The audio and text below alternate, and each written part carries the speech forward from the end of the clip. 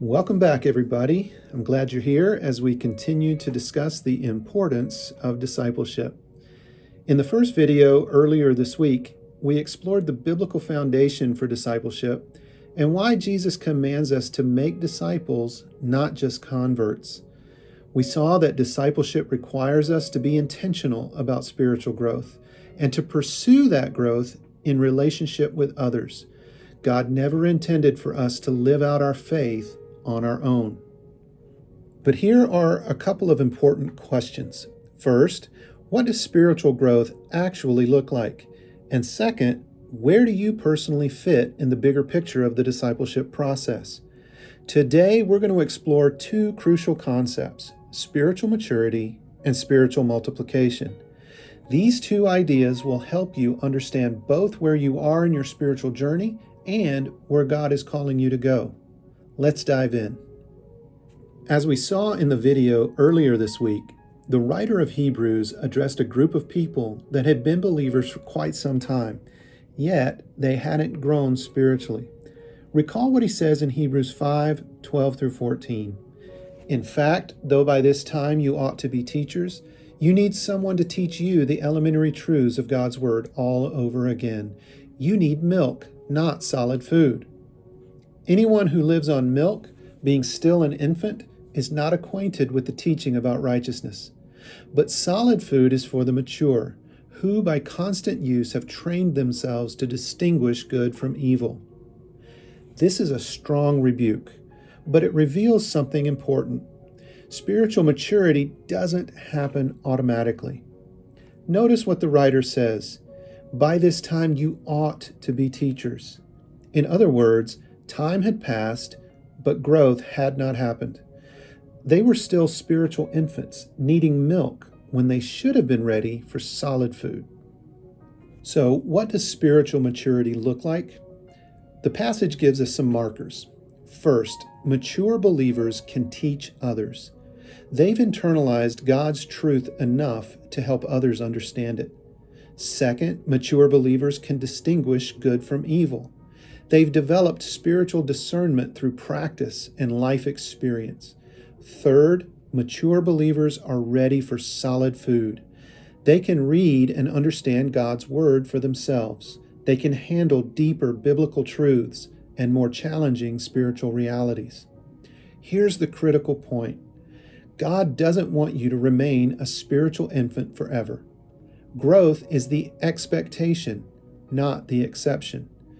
Think about physical growth.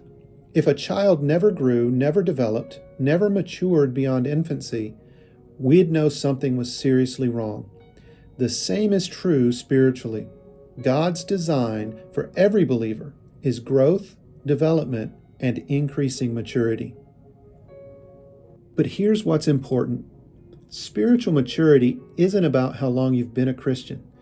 You can be a brand new believer and be eager to grow, or you can have gone to church your entire life and be spiritually stagnant. The question isn't, how long have you been a Christian? The question is, are you growing? Now, here's where it gets really exciting. Spiritual growth isn't just about personal development, it's also about multiplication. The Apostle Paul, writing to his young protege Timothy, laid out a powerful model for discipleship multiplication. Listen to 2 Timothy 2:2.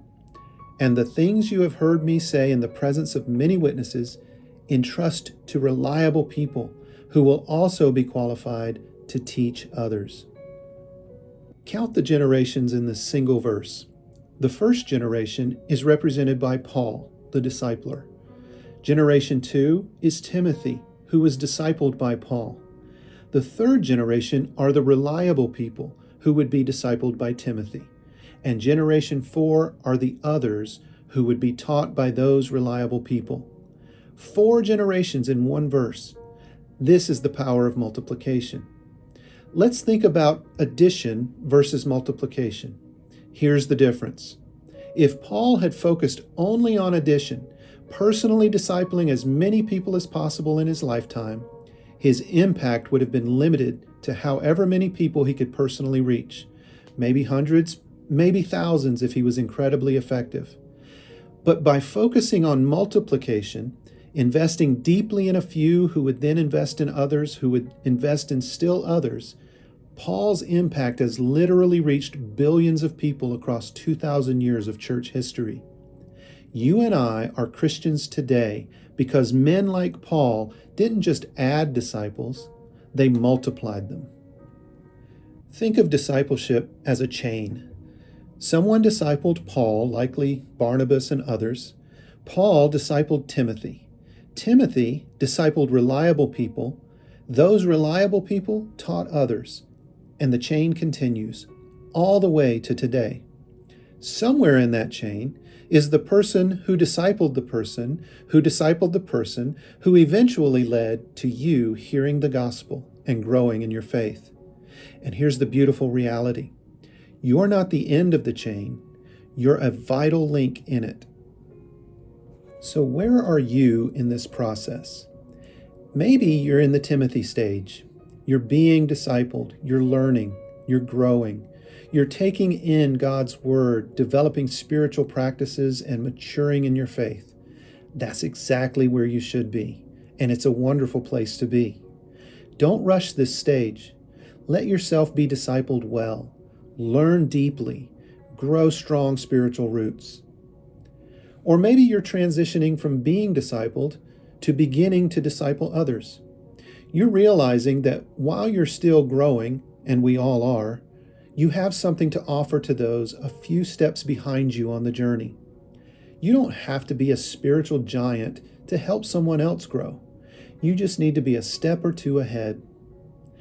Or maybe you're ready to intentionally invest in reliable people, those few individuals God is calling you to pour into, who will in turn pour into others. You're not just learning anymore, you're multiplying. Here's what I want you to understand. God's design is that you move through these stages. You start as someone who needs to be discipled. As you grow, you begin discipling others while still being discipled yourself.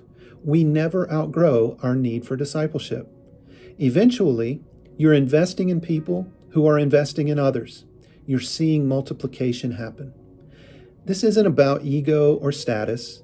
It's about obedience to the Great Commission and participation in God's mission to reach the world. So let me leave you with two questions to reflect on. First, are you growing spiritually? Not how long have you been a Christian, but are you moving from milk to solid food? Are you becoming more mature in your faith? Second, who is God calling you to invest in? Even if you're early in your journey, there's likely someone a step or two behind you who could benefit from your encouragement and the truths you're learning. God's design is growth and multiplication.